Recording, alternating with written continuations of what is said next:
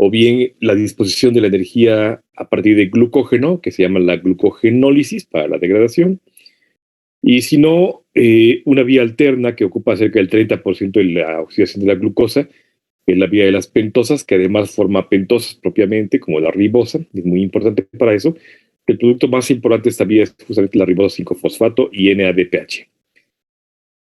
Y además vamos a ver la glucólisis anaeróbica, que es la vía de Meyeroff, que es con la que vamos a empezar a platicar hoy del metabolismo de los carbohidratos, que finalmente el objetivo es formar piruvato, que luego ese piruvato se va a formar por aerobiosis, los productos finales de acetilcoenzima A, dióxido de carbono, agua y lo más importante, ATP. Entonces esta es la vía de Meyeroff, esa será la vía de Krebs, y luego todo esto que estamos formando en la vía de Meyeroff, el ciclo de Krebs, se va a la cadena respiratoria para formar la energía como tal, el ATP. Y alternativamente vamos a ver la anaerobiosis extrema, justamente para la formación del lactato, entre otras cosas en el ciclo de Cori, pero no solamente es el único, sino otros ciclos anaeróbicos para la formación del lactato. Y entonces la vía de Meyeroff, que es la vía anaeróbica, con la que vamos a empezar a platicar, partimos de la glucosa, y esta glucosa se fosforila en especies de ATP para formar glucosa 6-fosfato, esto lo hace exocinasa o glucosinasa.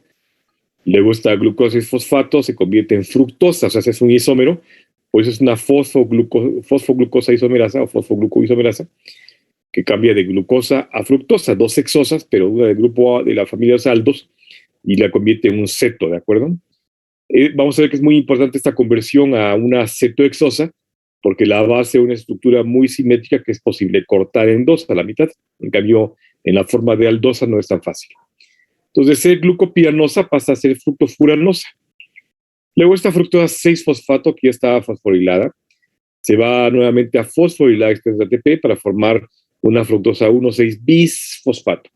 Ojo que dije bis con B de bueno, no difosfato. Si hablo del ATP o ADP, aquí, que tuviéramos ADP en este caso, por ejemplo, sería adenosin difosfato con D de dedo. Aquí estoy diciendo que es fructosa 1,6-bis-fosfato. El bis significa que no comparten el mismo espacio en el carbono, sino que están en dos carbonos diferentes. En cambio, el ADP sí comparte el mismo espacio en la secuencia de fosfatos. Aquí no, aquí están en dos carbonos diferentes. ¿De acuerdo? Por eso es bisfosfato.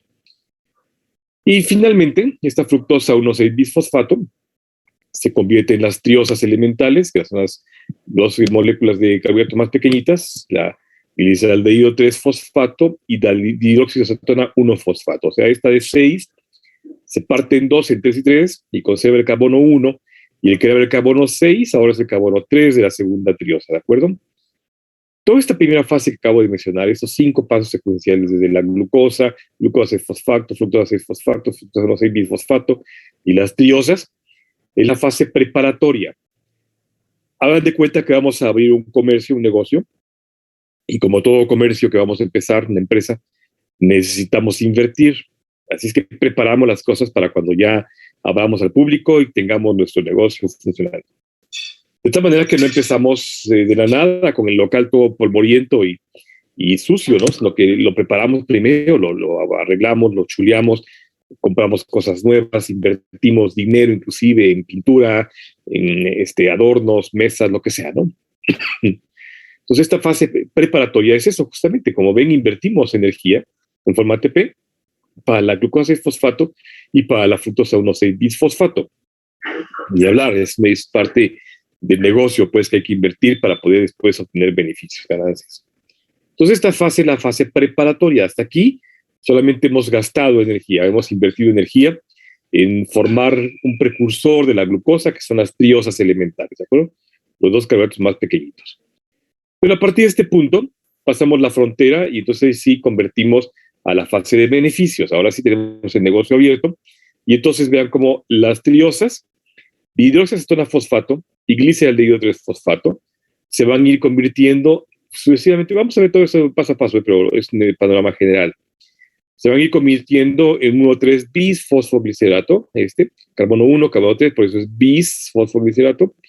Luego pierde un fosfato orgánico y se convierte en ATP, recupera un ATP del que había invertido y se convierte de 1,3-bisfosfoglicerato a 3-fosfoglicerato. Lo pierde el carbono 1.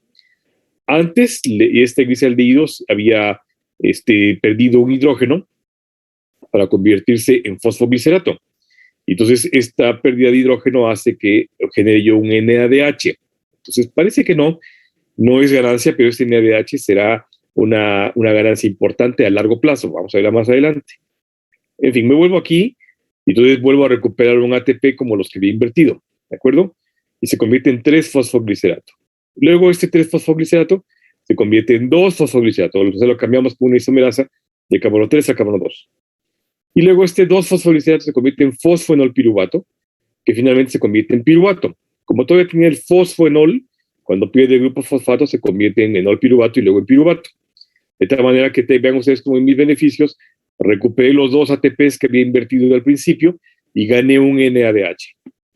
Me gusta pensar en el ATP como el dinero efectivo contante y sonante que tiene uno en la cartera, y el NADH, el FADH, como si fueran tarjetas de crédito, o débito más bien, tarjetas de débito, en las que hace uno de cuenta que tiene la cuenta de algo, ¿no? Supongamos, tengo 10,000 pesos en la cuenta. Hago casi un acto de fe cuando voy a la tienda y a comprar algo y paso la tarjeta, porque yo asumo que tengo 10,000 pesos y en consecuencia me alcanzan para comprar algo. Pero hasta que lo pasan por la terminal punto de venta, la terminal bancaria, es que se hace efectivo el cobro para decir, sí, efectivamente, señor Mayoral, le alcanzaba para comprar tal cosa porque sí tenía su tarjeta de dinero, ¿no? Así que este NADH es justamente como una tarjeta de débito, en donde ahí la tenemos. Tal vez no es el dinero en efectivo que pudiésemos contar con los dedos, pero tenemos la certeza de que ahí está guardado. Ahí va a estar guardado hasta que más adelante se va a ir a la terminal punto de venta. Ay, perdón, no sé qué hice. Terminal punto de venta para entonces ahora sí sacar el dinero como tal, ¿de acuerdo? Hasta aquí le queda clara el panorama general de la vida de Meyerhoff. La vamos a desentrañar un paso a paso, poco a poco, uno por uno, pero hasta aquí está claro. Sí, doctor. Sí. Ok. Sí, doctor. Gracias. Entonces, revisaremos la glucólisis anaeróbica, esta vía que acabo de mencionar, para convertir en glucosa piruvato. Después, inmediatamente después, veremos cómo pasa estos electrones de alta energía, se van a ir derivando hacia la mitocondria. El NADH que acabamos de generar, justamente se va a ir a la mitocondria. Luego vamos a ver cómo el ciclo de Krebs mismo genera NADH, FADH, y se van a ir también a la cadena respiratoria para finalmente no solamente formar ATP directamente en las vías energéticas que acabo de mencionar, el ciclo de Krebs y la vía de Embden-Meyerhoff, sino que la mayor cantidad de energía, la mayor, la vamos a obtener justamente de la fosforilación oxidativa. Esta va a ser la más importante vía para la obtención de una gran cantidad de ATP, ¿de acuerdo? Esta la vamos a ver más adelante. Ahí, perdón. Y entonces esta glucólisis anaeróbica, que es la vía de Embden-Meyerhoff, la escribieron justamente en el siglo XIX, principios del siglo XX, Gustav Georg Embden, que fue un químico alemán. Él fue muy cercano a otros grandes bioquímicos de la época, y de hecho justo junto con Carol Parnas describen el proceso metabólico para la anaeróbico para la generación de piruvato y lactato. Hay una vía alterna que se llama de Embden-Meyerhoff-Parnas, que justamente describe esto que acabo de decir.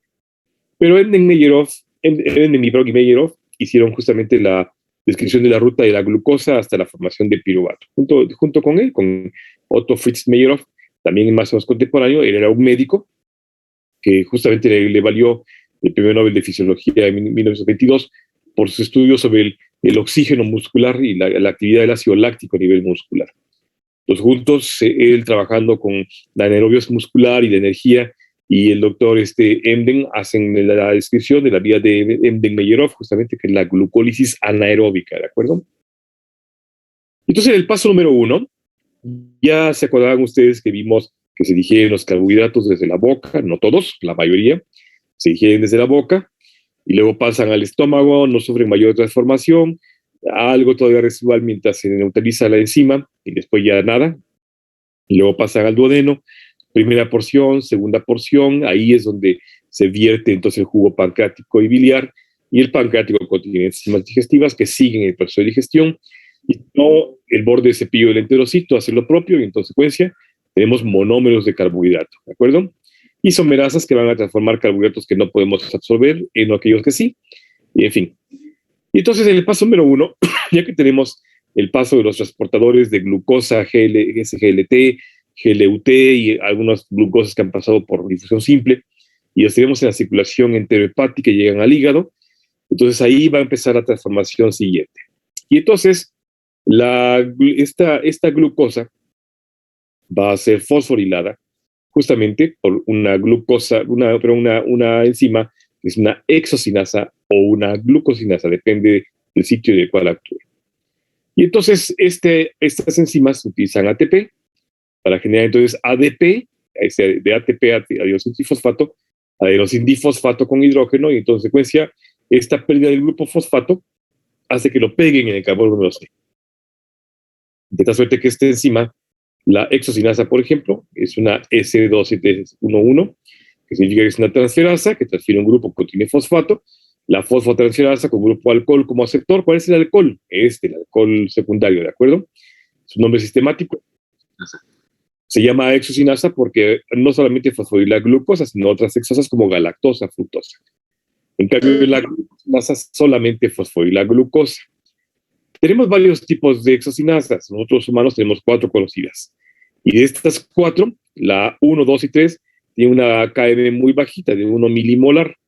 En cambio, la hexocinasa 4 es 100 veces más afín que la 1, 2 y 3. Esta es la más poderosa, ¿de acuerdo? Pero finalmente son isoformas, son isoenzimas de la misma hexocinasa, tan solo difieren en la célula y el sitio de acción, ¿de acuerdo?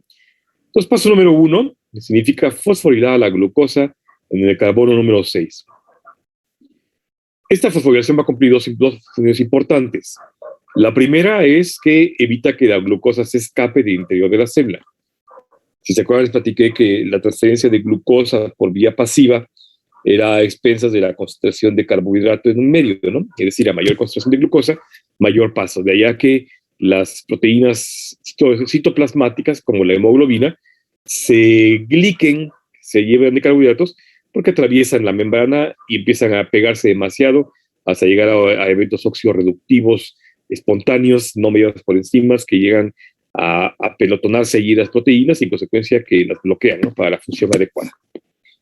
Y entonces, para evitar eso, que se escape desde el interior hacia el exterior y más aún que vaya a sufrir eventos de oxidorreducción, la fosforilamos justamente en el carbono 6. Además que en tercer lugar, o sea, primer paso, que no se escape.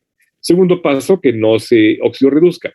Y tercer paso muy importante, que sea una señal, la señal de inicio para la vía de Embden-Meyerhof. De tal suerte que Embden-Meyerhof o glucólisis anaeróbica empieza con número 1 con la glucosa 6-fosfato. Ahí arranca la vía de la glucólisis anaeróbica.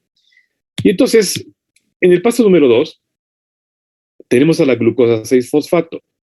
Y si nos enfocamos en el carbono alfa-numérico, ese es alfa-numérico y en consecuencia está en la número alfa porque se lo oxidó para abajo.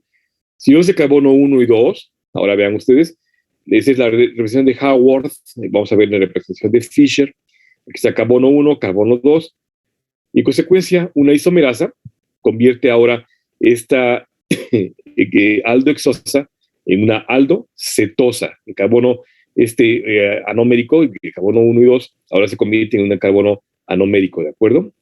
Y ese nuevo centro, que se convierte en un ceto, justamente, ahora la convierte, vamos a verlo en la representación de Haworth en forma de furano, la convierte ahora como si fuera, ese es el alcohol primario, el carbono 2, 3, 4, 5 y el alcohol secundario, la convierte en esa estructura que si ven ustedes es muy simétrica. Si podemos pasar una línea imaginaria en medio del oxígeno, veríamos que tiene 1, 2, 3 carbonos de un lado, 4, 5, 6, 3 carbonos del otro lado. Entonces, no solamente es asimétrica en cuanto a los 6 carbonos. Si pienso en la estructura de Haworth de tipo pirano, sería muy complicado poder hacer esa misma distinción, porque voy a pasar a través del oxígeno, igual voy a cortarlo por acá, y me deja 1, 2, 3 carbonos, 4, 5, 6, pero no es simétrico, no es tan fácil cortarla, ¿de acuerdo? En cambio, en esta estructura sí es muy simétrica y es muy fácil de cortarla, que además prepara las condiciones para que el carbono ceto ahora, ese carbono que estaba acá, ahora permita que se separen como tal las dos triosas elementales. Cuando yo las rompa, si ven ustedes el carbono 1, que está acá, va a quedar de 1, 2, 3, el que era el carbono 4 va a ser el carbono 1 de la segunda triosa, y entonces va a quedar fosforilado el carbono 6, que ahora va a ser. Y entonces, de fructosa 6-fosfato, era glucosa 6-fosfato, se convierte en fructosa 6-fosfato. Eso lo hace la fosfoglucosa isomerasa, una enzima que hace un isómero, mismo número de carbonos, mismo número de oxígenos, pero diferente arreglo en el espacio, ¿de acuerdo? Y entonces, esta es una S5319, es una isomerasa, es una oxioreductasa intramolecular que interconviene de aldosas a cetosas, como vimos de una aldo a una ceto, ¿de acuerdo? En citoplasma, esta actúa en la glucólisis anaeróbica, y en el plasma, esta misma enzima como un mensajero molecular. La fosfoglucosa isomerasa es una enzima que, cuando la tenemos en el plasma libre, actúa como un mensajero que envía señales fundamentalmente de anabolismo para la generación fundamentalmente de grasa. De ahí que tampoco sea tan bueno tenerla activa, porque significará que si comemos mucha fructosa, entonces aumenta la cantidad de fructosa, fosfoglucosa isomerasa, y en consecuencia nos genera mayor cantidad de grasa, ¿de acuerdo? En fin. Entonces, después de este paso 2, en el que hemos convertido de una aldohexosa, la glucosa, a una cetohexosa, la fructosa, esta cetohexosa, la fructosa 6-fosfato, otra vez utiliza ATP, estamos en la fase de preparación, ¿no? Según el ATP que vamos a invertir, lo defosforilamos por una fosfofructosinasa, y esta sinasa le va a pegar el carbono al carbono 1, el grupo fosfato de ese segundo ATP. En consecuencia, ahora tengo carbono 1, carbono 6 de la fructosa 6-fosfato, ¿de acuerdo? Carbono 1, 2, 3, 4, 5 y 6, y tengo 1,6 bis fosfato. Recuerden que el bis significa dos carbonos diferentes, dis si estuvieran lineales secuenciados, ¿de acuerdo? Por eso muchas casas que ustedes ven que tienen la misma numeración, por ejemplo, una casa que se dividió, un terreno que se dividió, de repente ven que dice, no sé, Benito Juárez número 500 bis, significa que juntito está el número 500 y el otro en la misma casa que se dividió en dos, pero como son dos casas ahora diferentes, no comparten el mismo espacio, entonces bis, ¿de acuerdo? Así es igual esto, es la misma casa, nada más que comparten diferente espacio, diferente carbono. Entonces, por eso es bisfosfato, no di. Lo hace esta enzima, una fosfofructosinasa, que igual es una S27111, es una transferasa que transfiere el grupo fosfato a un alcohol como aceptor y la 6-fosfofructosinasa, ¿de acuerdo? Más adelante, cuando veamos las glucogénesis y glucogenólisis, vamos a ver las glucogenosis, que son las enfermedades por depósito normal, por falla en la degradación de glucógeno. Entonces vamos a conocer que cuando está deficiente esta fosfofructosinasa, se asocia justamente con una de las glucogenosis, la tipo 7, ¿de acuerdo? Que también se llama el síndrome de Tarui. Eso lo vamos a ver más adelante, pero ahorita se los voy presentando como anticipado, ¿de acuerdo? Entonces, como ven, también la presencia de estas enzimas, aun cuando son de la vía de Enden-Meyerhof, impactan de manera importante sobre otras rutas de daño celular, como las del depósito de glucógeno de forma anormal, que son las glucogenosis, ¿de acuerdo? ¿Hasta aquí dudas, chicos? ¿Qué dijo del síndrome de Tarui?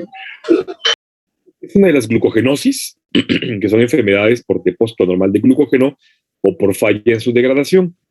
Cuando está deficiente la fosfofructosinasa, no solamente falla en convertir fructosa 1,6 bisfosfato, sino que esta fructosa la va a derivar para formar glucógeno. En consecuencia, esta deficiencia de la fosfofructosinasa hace que depositemos demasiado glucógeno y además que se forme grasa, de esta manera que lesiona significativamente a las células.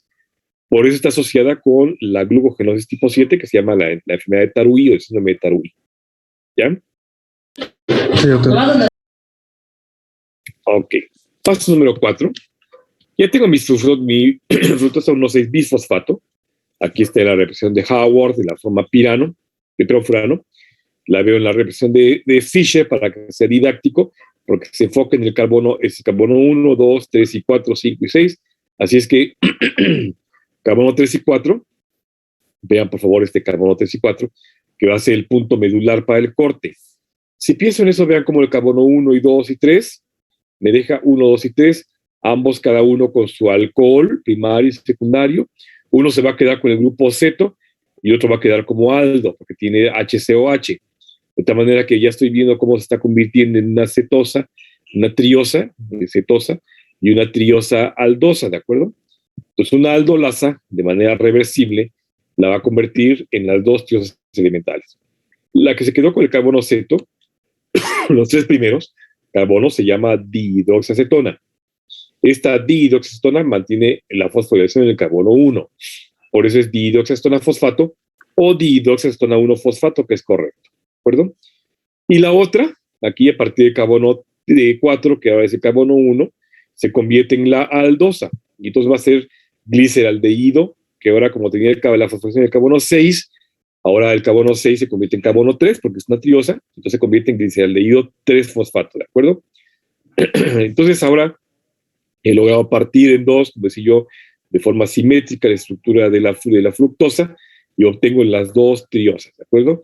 Las dos triosas elementales, que son las más pequeñitas de las familias, las dos grandes familias de los carbohidratos, las aldosas y las cetosas, ¿de acuerdo?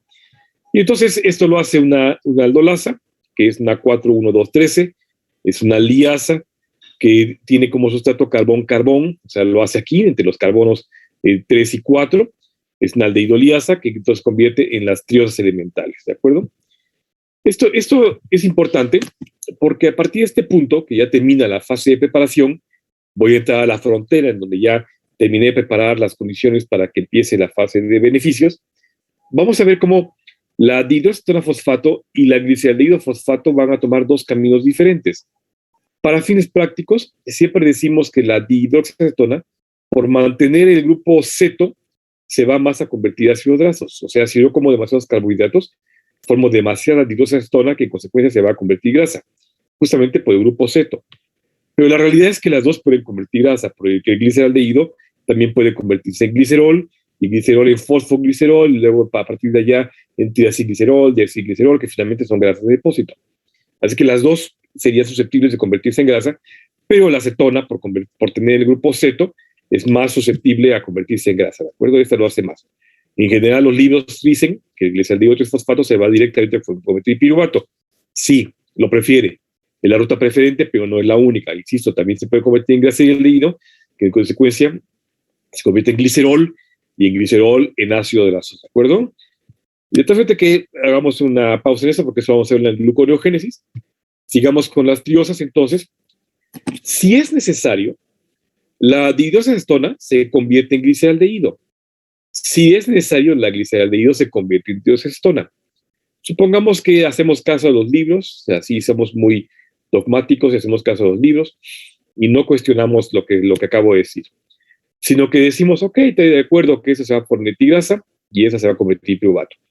Pero ¿qué pasa si yo tengo un exceso de carbohidratos y no tengo un gasto metabólico importante, no necesito tanta energía? Pues, en consecuencia, este gliceraldehído se convierte en dihidroxiacetona, que luego se convierte en lípidos, porque el cuerpo dice, si tienes leña y no la estás quemando, pues entonces vamos a hacer un mueble, ¿de acuerdo? Vamos a depositarla para que en caso que sea necesario, pues inclusive quememos el mueble si es necesario. En consecuencia, se convierte en grasa, que ya vimos que la grasa se puede almacenar de manera muy, muy significativa por debajo de la piel, en las grasas viscerales como la preperitoneal, la epiploica, alrededor de los vasos sanguíneos, alrededor del corazón, del hígado, en fin, se puede depositar grandes cantidades de grasa y aguanta bastante bien la distensión del volumen, ¿de acuerdo? Entonces, por eso es una vía reversible que lo hace esta enzima que se llama la triosa fosfatoisomerasa. Es una S5311, que es una isomerasa, es una oxioreductasa, que convierte de aldosa esta acetosa y viceversa, ¿de acuerdo? La deficiencia de triosa fosfatoisomerasa está presente también en las anemias hemolíticas. De pronto, cuando hay una deficiencia hereditaria de la triosa fosfatoisomerasa, una de las formas de las anemias hemolíticas que vimos, que la revisamos desde el punto de vista muy superficial, una de las formas de anemia hemolítica es justamente por deficiencia de esta enzima, que hace que el eritrocito que utiliza la vía anaeróbica no sea capaz de obtener suficiente energía y en consecuencia se pone frágil y se rompe fácilmente. Por eso está asociado a anemias hemolíticas, a un tipo de anemia hemolítica en particular, que es esta, la hereditaria por deficiencia de la triosa fosfatoisomerasa. ¿De acuerdo? Entonces, pasamos la frontera y ya tenemos la fase de beneficios. Y entonces, esta dihidroxiacetona y la gliceraldehído, vean ustedes cómo finalmente obtengo un beneficio. Por ejemplo, el gliceraldehído. Recuerden que didroxeacetona, para fines prácticos, teóricamente se va a formar lípidos. La gliceraldehído teóricamente se va a formar piruvato. Ya dije que las dos lo pueden formar lípidos, pero fundamentalmente esta gliceraldehído forma el piruvato, ¿de acuerdo? Y entonces, si hacemos caso, diríamos entonces que esta gliceraldehído va a perder su hidrógeno, de carbono 1, y se lo va a donar a un acoplador que tiene actividad antioxidante, que además es un acarreador de electrones que se llama nicotinamida, adenosina dinucleótido, que son dos nucleótidos de nicotinamida, ¿de acuerdo? Y entonces esta transferencia del grupo hidrógeno a esta NAD me genera NADH reducido, que ahora este NADH, vean ustedes cómo incorpora un fosfato orgánico, al mismo tiempo incorpora un fosfato orgánico. ¿De dónde? Del medio. Tenemos fosfato orgánico ahí en el medio. Entonces esta gliceraldehído 3-fosfato deshidrogenasa, al mismo tiempo que incorpora el fosfato, el carbono 1, donde estaba el hidrógeno, o sea, deja descubierta la valencia para que ahora pueda acoplarse aquí un ortofosfato, un fosfato orgánico. Ahora deja la posibilidad de tener una molécula que tiene dos fosforilaciones y se convierte de gliceraldehído 3 a gliceraldehído 1,3 o bien 1,3 bisfosfoglicerato, ¿de acuerdo? Ahora tenemos en el carbono 1 y en el carbono 3 se parece mucho a la fructosa 1,6, pero este es 1,3 bisfosfoglicerato o gliceraldehído 1,3 bisfosfato, ¿de acuerdo? Y entonces he obtenido la primera ganancia, una ganancia que no puedo ver, no puedo palpar, pero que me han depositado en la tarjeta de débito que se llama la NADH reducida, ¿de acuerdo? También la deficiencia de esta enzima, igual que la anterior, se asocia con anemias hemolíticas. Igual por inestabilidad del eritrocito, que lo hace que se explote fácilmente, sobre todo cuando intenta oxigenarse. Por su presencia de oxígeno se vuelven inestables y se rompen fácilmente, como lo vimos en las imágenes del bloque pasado. Y entonces vuelvo a 1,3-bifosfoglicerato, y esta triosa, que sigue siendo mi triosa, va a utilizar ADP. Ya obtuve una ganancia de NADH. Ese NADH va a equivaler a más o menos 3 ATPs. Ahorita vamos a ver por qué. Pero hagan de cuenta que sí es así. No es cierto, pero hagan de cuenta que son 3 ATPs. Y entonces este 1,3-bifosfoglicerato utiliza ADP, y entonces una fosfoglicerato sinasa le va a quitar el grupo fosfato que le acabamos de pegar, para convertirlo en 3-fosfoglicerato. Ahora mantiene un carbono ceto como si fuera una cetotriosa, pues se convierte en 3-fosfoglicerato, ¿de acuerdo? Esta además me genera el ATP, que finalmente tengo dinero en efectivo. Recuperé, por decirlo así de alguna forma, uno de los 2 ATPs que invertí al principio. Entonces, buen negocio, porque ni bien empecé y ya tuve un cliente que me depositó 3 ATPs en mi tarjeta, y además, en paso, recupero la mitad de mi inversión inicial. ¿De acuerdo? O sea, tengo ya 3 potenciales, 1 real. Esta fosfoglicerato sinasa, que es la que lo hace, es una S2723, es una transferasa que transfiere justamente el grupo fosfato con grupos carboxilo como aceptores. Este es mi grupo carboxilo, ¿de acuerdo? Y entonces, perdón, esta deficiencia de esta enzima también está asociada con otra de las glucogenosis que vamos a revisar más adelante. Se llama el síndrome de accidente cerebrovascular del niño o glucogenosis tipo 9. Cuando está fallida esta, también se asocia con depósito de glucógeno, fundamentalmente a nivel glial, de la glía. Por eso es que da lugar a que los vasos sanguíneos del cerebro se pongan frágiles, igual como una anemia hemolítica inestable, y le dé accidentes cerebrovasculares fundamentalmente en niños. Como son hereditarias y como son de crecimiento rápido, entonces suelen verse más en la infancia. Es raro ver una glucogenosis del adulto, a menos que la falla sea leve o no tan severa, pero generalmente son en niños, ¿de acuerdo? Pero la tipo 9, que es esta de síndrome de accidente cerebrovascular del niño, está asociada con la deficiencia de esta enzima, ¿de acuerdo?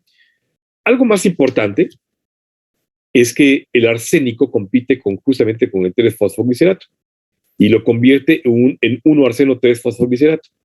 De tal manera que si pensamos en el arsénico como veneno que se utilizaba desde el año 300 antes de la era cristiana, para deshacerse de los maridos abusadores de las señoras, entonces, o bien los enemigos, no necesariamente los maridos, también los enemigos, los hombres también lo utilizaban, pues, pero era más frecuente en las mujeres, en un anillo finamente elaborado con una recámara. Era muy discreto que simplemente alzaban la recamarita de la piedra preciosa y dejaban caer un poquito de arsénico. y entonces así era muy fácil envenenarse en la era romana, en la era tan antigua, de la Roma antigua. Claro, después el arsénico se utilizó como medicamento. En el siglo XVI, siglo XVII, se convirtió en un medicamento que también llevó a catástrofes terribles. No sé por qué se les ocurrió que podía ser favorable para la salud. En fin, el punto es que este arsénico, que es un veneno, compite justamente con el 3-fosfoglicerato. Y en consecuencia, una vez que se forma lo agarra por afinidad y lo convierte en 1,3-fosfoglicerato, y es una de las razones por las cuales se da la muerte. Porque entonces deja de producirse energía, no se produce ATP, y falla la vía de Mendeley, y en consecuencia falla el ciclo de Krebs y se da una muerte por inhibición energética. ¿De acuerdo? Entonces es importante eso también para pensar en la competencia de algunos venenos para fallar en las vías energéticas. Vamos a ver después el cianuro más adelante. Supongamos que no se envenenó, no tuvo nadie que le echara un poquito de azúcar especial a su bebida, y entonces sigue como 3-fosfoglicerato, que luego una mutasa simplemente lo pasa del carbono 3 al carbono 2 para formar 2-fosfoglicerato. Entonces este paso del carbono 3 al carbono 2 transfiere a su vez el hidrógeno de aquí para acá, viceversa.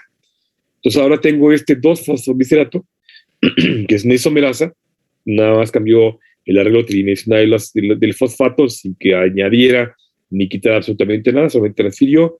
Es una mutasa, como tal, pues es una fosfoglicerato mutasa, cuya deficiencia también de esta se asocia con una anemia hemolítica, no es ferocítica hereditaria. Como ven, casi todas las fallas de Mendeley están asociadas con anemias hemolíticas o con glucogenosis hasta este punto, ¿de acuerdo? Y luego el paso número 9, 2-fosfoglicerato. Si voy muy rápido me dicen, ¿eh? ¿Todo bien?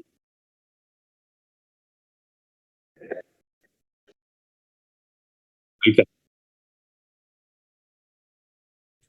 Profe, ¿era la transferencia de qué había dicho? Disculpe. Perdóname. ¿Era la transferencia de qué? De fosfato. Okay. Mira como el del carbono 3 lo pasa al carbono 2 y el hidrógeno del carbono 2 lo transfiere al carbono 3 para completar la valencia. Entonces simplemente hace este enroque literal del carbono 3 a carbono 2, del fosfato, y del carbono 2 a carbono 3, el hidrógeno, para dejar la misma estructura molecular, mismo número de moléculas de átomos, pero diferente arreglo del espacio. ¿Ya? Para seguirte. Pues paso número 9. Tengo mi 2-fosfoglicerato ahora que acabo de formar, y una enolasa que lo convierte en fosfoenolpiruvato. Vean ustedes cómo ahora va a perder parte del alcohol secundario y lo va a convertir en un grupo enol, que carbono doble enlace carbono se llama enol. Entonces este grupo enol mantiene su fosforilación en el carbono 2. Como es fosfato, es un enolpiruvato. Ya empieza a tomar nombre del producto final. Vean cómo ya se empieza a llamar piruvato. Y además de esto, la pérdida de parte de la hidratación del alcohol, es la pérdida de agua, nos genera agua molecular, y esta agua molecular se agrega al agua metabólica como tal, que ya conocimos en el primer bloque, ¿de acuerdo? La enolasa esta que hace esto, la deshidratación del fosfoglicerato para fosfoenolpiruvato, es una 4,2,1,11, es una liasa, y se acuerdan, las liasas hacen esta ruptura por vías no hidrolíticas, ¿se acuerdan de eso? O bien hacen también uniones, en el caso de uniones se llaman sintasas. Apenas se iba a ofrecer punto. Sintasas, claro. Entonces es una hidroliasa, porque en consecuencia lo que libera es agua, pero no incorpora agua. Su deficiencia de esta también está asociada con otras glucogenosis, la tipo 13, que es una intolerancia al ejercicio, muy significativa porque se observa más en niños escolares pequeños, donde la queja, por ejemplo, de los maestros es que, oiga, es que su hijo es muy flojo, no quiere hacer ejercicio, siempre que salimos al recreo se cansa y se sienta, de plano o está durmiendo mal o tiene problemas en casa, y pudiera ser en todo caso una glucogenosis que hace que esté fundamentalmente la falla a nivel muscular para la formación de piruvato, y en consecuencia falla la vía energética, le dan calambres, se siente muy fatigado y prefiere descansar, ¿de acuerdo? Algo también importante es que este mismo paso, la enolasa es inhibida por los fluoruros, y ya no sé si a ustedes les tocó todavía, pero cuando yo era niño, iban a las escuelas, sobre todo las primarias, y del centro de salud más cercano nos daban un cepillito de dientes con un vasito y nos ponían una gotita de flúor que sabía espantosamente feo. Y nos hacían cepillarnos los dientes para la prevención de caries y todo eso, ¿no? Y nos hacían mucho énfasis en que no nos lo fuéramos a tragar, sino que lo escupiéramos inmediatamente y nos enjuagáramos. Justamente por el miedo que le tienen a los fluoruros ante la inhibición de la enolasa. El flúor es un inhibidor competitivo de la enolasa que compite justamente con el fosfoglicerato y evita formar fosfonolpiruvato. La realidad es que necesitaríamos comernos más que esa gotita de flúor que nos ponían en el cepillo de dientes para provocar una intoxicación severa, ¿no? O sea, tragarse un poquito de lo que nos dieron, pues era insignificante, ¿de acuerdo? Pero de todas maneras siempre existía el temor y el terror de que fuera a ocurrir una catástrofe de magnitudes increíbles por las campañas que había, ¿no? No sé si todavía les tocó a ustedes, pero a mí sí me tocó en la primaria esto. Entonces el flúor inhibe justamente la enolasa por vía competitiva, es un inhibidor competitivo que compite con el centro activo, en todo caso con el 2-fosfoglicerato, y evita que se convierta en fosfonolpiruvato, ¿de acuerdo? Y luego el paso número 10, que ya tengo el fosfonolpiruvato, utiliza el segundo ADP, voy con la segunda ganancia. Y entonces una piruvatocinasa que le quite este grupo fosfato para que fosfoenol lo convierte en piruvato. Entonces, como ven, incorpora este hidrógeno, ADP más hidrógeno, incorpora el hidrógeno acá para quitar el doble enlace y quitar la denominación de enol, la enolización, y meter un grupo metilo. Y en consecuencia deja el carbono sin el fosfato y obliga a un doble enlace para completar la valencia. Pues ahora este piruvato ya es el producto final de la vía de Enden-Neyerov, que además me generó el segundo ATP. Que si pienso en los balances energéticos, significaría que invertí 2 ATPs, pero ya gané 2 ATPs. Y además tengo un NADH, que puede ser que no sea dinero en efectivo, que yo pueda contar y disfrutar, pero yo tengo una tarjeta que más adelante la voy a utilizar cuando tenga oportunidad en la cadena respiratoria, ¿de acuerdo? Eso lo hace una piruvatocinasa, decía yo, que es una S27140, es una transferasa que transfiere el grupo fosfato, justamente al ADP, el grupo alcohol como aceptor, en este caso es el ADP como aceptor, y es una piruvatocinasa. También su deficiencia es asociada con anemia hemolítica pura. Recuerden que les comenté que había varios tipos de anemias hemolíticas, ¿no? No quise hablar de ello porque lo van a ver ustedes en patología clínica, con excelentes maestros de patología clínica, y de hecho son patólogos clínicos, y no viene al caso en este punto, ¿no? Para que los abrumo con más información de la que necesitan manejar en este punto, ¿de acuerdo? Pero sí tienen presente que entonces prácticamente todas las deficiencias enzimáticas de la vía de Enden-Neyerov está asociado por un lado con anemias, y fundamentalmente hemolíticas, y por el otro con glucogenosis, con enfermedades por depósito de glucógeno, ya sea por aumento de depósito o por deficiencia en su eliminación, ¿de acuerdo? Entonces, con el paso número 10, he terminado la secuencia completa de la vía de Enden-Neyerov y he invertido 2 ATPs al principio hasta las tiosas y he ganado 2 ATPs con un NADH. Si sigo la secuencia dogmática del NADH equivale a 3 ATPs, es cierto, equivale un poquito más, pero digamos que 3 ATPs, entonces significará que tengo al final un balance total de 5 ATPs, 3 potenciales en NADH y 2 reales, tengo 5 ATPs. Es que fue buen negocio, ¿no les parece? Invertí 2, gano 5. Puede ser que no tenga los 3 así en la mano, pero los tengo en la tarjeta y no importa. Ya sé que están ahí depositados, ¿de acuerdo? Hasta aquí dudas, chicos, de la vía de Enden-Neyerov. No, doctor. No, por el momento no, doctor. Gracias. Ok. Sigo entonces. Y entonces, en resumen, tengo la fase de preparación. En resumen, recuerden que voy a invertir energía. Este ADP se fosforila en el carbono 6 para formar glucosa 6-fosfato. Luego me enfoco en el carbono 1 y 2 para formar entonces fructosa 6-fosfato. Luego esta fructosa 6-fosfato la vuelvo a fosforilar en el carbono 1 para formar 1,6 fructosa 1,6-bisfosfato, perdón. Y ahora esta fructosa 1,6-bisfosfato la rompo y formo las tiosas, la gliceraldehído 1-fosfato y dihidroesacetona 3-fosfato. Y luego el gliceraldehído, que es el que yo asumo que sigue para la vía de Enden-Neyerov, el otro lo dejo reservado porque se va a convertir en grasa, y si no, se convierte en gliceraldehído y entra también a la vía de Enden-Neyerov. Me voy a enfocar nada más en una de las triosas, ¿de acuerdo? Entonces, ahora esta triosa, solamente siguiendo una, la gliceraldehído 3-fosfato, utiliza el NADH, y entonces le quita el fosfato inorgánico, para en consecuencia pegar en el carbono 1 y generar entonces glicerolido 1,3-bisfosfato, ¿no? 1,3-bisfosfoglicerato. Luego, ya entro a la fase de ganancia, y tengo el ADP, que va a quitarle el fosfato del carbono 1, y luego otro ATP, que convierte esta isomerización de carbono 3 a carbono 2, 2-fosfoglicerato, luego el fosfonol piruvato, y luego me genera agua, libero el fosfato orgánico como tal. Ahí está mi siguiente ATP que formé, había uno ahí que no debía estar. Y en consecuencia, perdón, ahora sí, de aquí está fallido este PDN, pero en consecuencia final obtengo el piruvato. De tal manera que el balance energético neto final de la vía de Enden-Neyerov significará que a partir de la glucosa aquí, invertidos ATPs, por cada triosa, aquí está, supongamos que aquí está la glicaldehído, y aquí está dihidroacetona que se convierte en glicaldehído.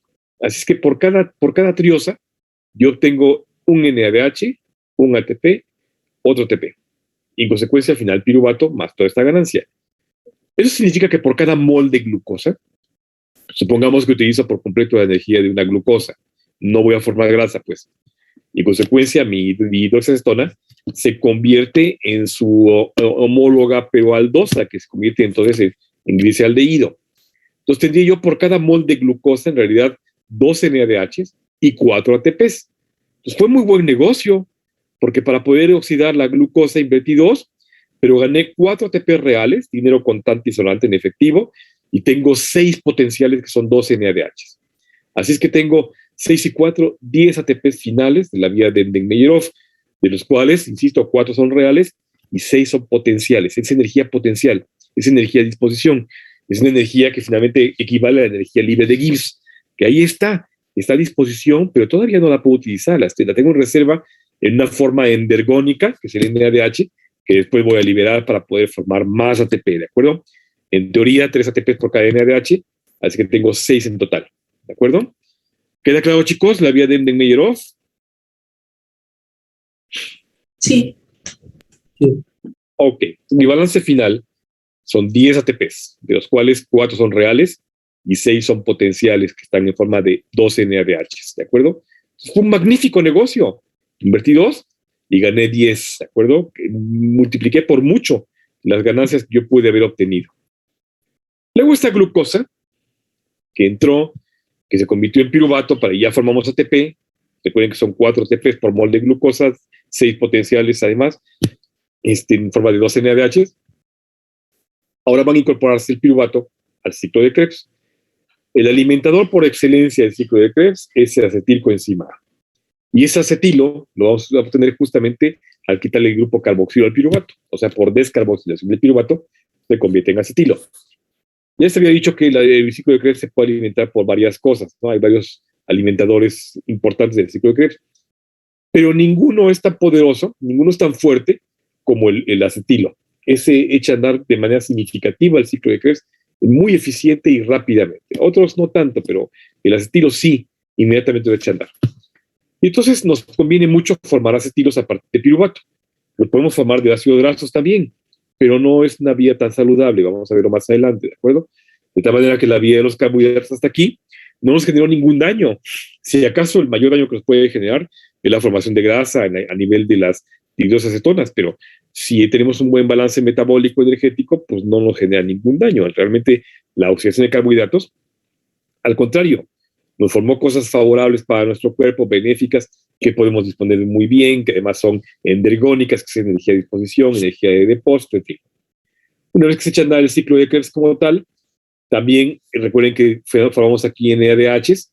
Este NADH va a entrar a la cadena respiratoria también, aquí en la membrana interna mitocondrial, lo mismo que los NADHs y los FADHs que van a formar en el ciclo de Krebs, para finalmente acá, en la cadena respiratoria, están justamente las terminales puntos de venta, en donde esos 6 NADHs, esos 6 ATPs de cada NADH del día de Neyerov, aquí van a poder ser entonces transformados en ATP como tal, o sea, en los 6 ATPs que nos tienen prometidos ahí en la tarjeta, ¿de acuerdo?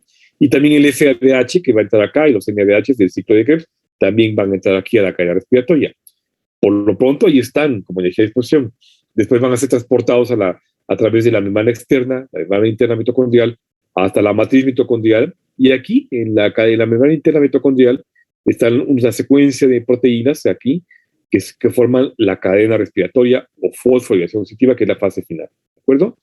De tal manera que generamos ATP en Embden-Meyerhof, generamos ATP en forma de GTP en el ciclo de Krebs y generamos una gran cantidad de ATP a nivel de la cadena respiratoria. Esa es la más importante. No se compara la cantidad de ATP que forma la cadena respiratoria con los apenas 4 ATPs de la vía de Embden-Meyerhof o el GTP de la vía de Krebs. No se compara en absoluto con la gran cantidad de energía que nos genera la vía de la cadena fosforilación oxidativa. ¿De acuerdo? Entonces, ya una vez que vimos estos pasos, si pensamos en la energía como tal que está utilizándose en la vía de Embden-Meyerhof, vean ustedes cómo vamos a ver la delta G, la energía de Gibbs como tal por mol de glucosa. Aquí está, kilojoules por mol de glucosa. Entonces vean ustedes cómo partimos de cero con la glucosa, se fosforila como tal, aquí, la isocinasa, la fosforila, la glucosa y fosfato, entonces tenemos una caída, una pérdida de energía importante hasta más o menos 30 más o menos kilojoules. Luego sigue la fructosa 6-fosfato, se vuelve a fosforilar para 1,6-bisfosfato, la fructosa 1,6-bisfosfato, fructosa 6-fosfato, luego las triosas. Vean cómo la energía se mantiene más o menos estable, es muy estable, se parece mucho a las curvas de saturación que vimos, donde tendríamos un punto de amortiguación después de la preparación, que invertimos una gran cantidad de energía. Vean cómo tenemos una fase muy estable, en donde a partir de las triosas, la conversión de triosas hasta fosfonol piruvato, la energía se mantiene muy estable, sin pérdidas, sin ganancias, ¿no? Ahí está, se está manteniendo pues muy, muy intacta. Y luego de esto, cuando ya se convierte en piruvato, la liberación de energía hace que caiga nuevamente hasta más o menos 80 kilojoules por mol, y luego hasta aquí sería el ciclo de Krebs, y si no, la vía completamente anaeróbica, que es la formación del lactato, que es todavía mucho más demandante de energía, ¿no? Pero como ven, la energía que podemos tener a disposición sería equivalente pues a todo esto, ¿no? La energía que estamos teniendo ahí a disposición para esta ruta metabólica, desde el punto de vista de kilojoules por mol. O sea, energía que podemos utilizar para esta o para otras vías, que nos deja mucho residual como tal. ¿De acuerdo? En fin, me salto esto que no viene al caso ahorita.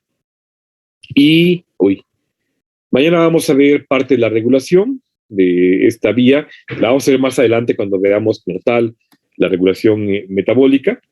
Y vamos a empezar a ver algunas cosas del metabolismo también de la glucosa previo al ciclo de Krebs.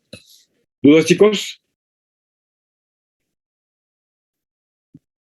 No, doctor. No, doctor. Bueno, No, doctor. va mi foto del recuerdo. Gracias, chicos. Un gusto verlos. Hola, Gaby. Hola, Omar.